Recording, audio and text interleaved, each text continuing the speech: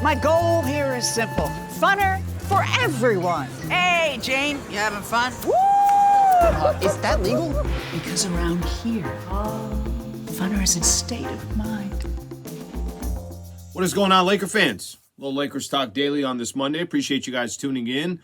Please subscribe to the channel, as we always, I know we always promote here. Got a couple things I want to get into on the Los Angeles Lakers front. First thing I will say is we'll spend a little bit of time talking about AD in these last couple of games, and then look at the NBA standings as the Lakers get ready for a very busy week. 4 more games this week for the Lakers, and they got some work to do. Quick shout out, thank you to Harris Resort SoCal.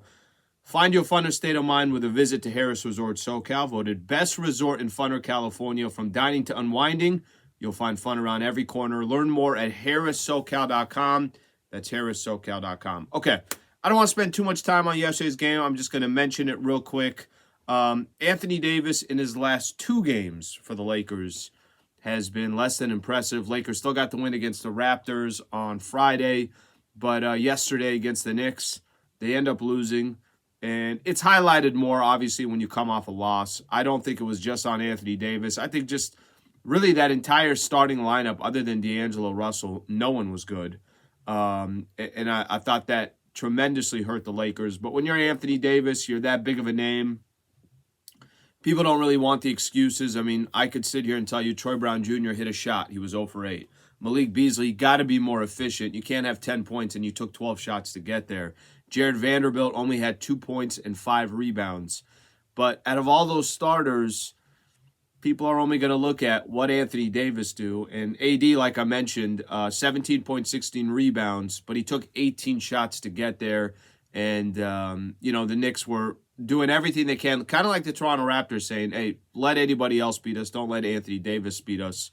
And Lakers kind of fell into that trap. So I'm curious, Lakers got the Pelicans tomorrow. AD can't have another one of these type of nights. AD tomorrow, by the time the game's all said and done, we got to be talking about a 25-15 game, something along those lines, 30-15, a little bit more similar to what we were seeing from Anthony Davis over this last couple of weeks or so. So that one loss, Laker fans, Lakers have been playing good basketball. I mean, I think I'm more optimistic than maybe others after that loss yesterday, but I'll give you my opinion on that in just a second. That one loss took the Lakers from a chance to be tied at 7th to now they're in 11th place. It's a 4-way tie. 9, 10, 11, and 12 all have the same record. 7 and 8, both teams, or all 4 teams, are 1 game behind the Mavs and the Timberwolves. So it's incredible what we're watching as far as the schedule goes, as far as the standings go. I mean, it really is. Every game is so exciting, and we're scoreboard watching like no tomorrow. But here's kind of the reality of the situation for the Lakers. I think I could kind of simplify everything here real quick. They got a game coming up tomorrow against the Pelicans. I don't know how to describe how important that one is. If you go look at the Lakers schedule for, you can call it, whether you want to call it the rest of the month or the rest of the week, let's just say the rest of the week, there's some advantages for the Lakers. You got Houston and Orlando this week. 2 teams that, are definitely not known for being elite teams in the NBA. The Rockets have, if they don't have the worst record in the NBA, they got one of the worst records in the NBA. And then Orlando as well, one of the worst records in the East. But that's later in the week. Or actually, it's not later. It's Wednesday's Houston, Orlando's on Sunday.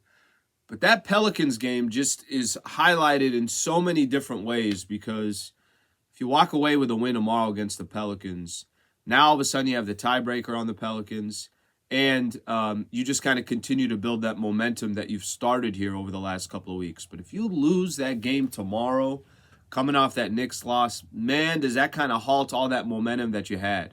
So big one coming up tomorrow, exciting one coming up tomorrow, and at the same time, like I mentioned, AD is going to have to be better. He is. He's just going to have to be better. The expectations are always so high for Anthony Davis, and he's got some work to do on that front. I think that loss yesterday, I think it happens. I was asking for the Lakers, can you go 3-2 over that 5-game homestand? They went 3-2. I was hoping that they'd split the weekend games with Toronto and New York. They split the weekend games. So I think the Lakers are still pacing fine here. I mean, if they play anywhere like they have over these last 10 games or so, and that trend continues, they'll be fine. They're going to get in the play-in tournament. But if you kind of go back to, hey, Lakers just lost 2 games in a row, that can definitely set you back. Then you lose the tiebreaker against the Pelicans. That can set you back. So there's kind of a lot at stake, and I think a lot of that rides on how tomorrow's game goes against the Pelicans. So we'll wait to see on that front. Laker fans, let me know what you think. Please subscribe to the channel. Thank you for taking time to join the show. Don't forget, Lakers Talk tonight, 7 p.m. to 8 p.m. Thanks, Laker fans.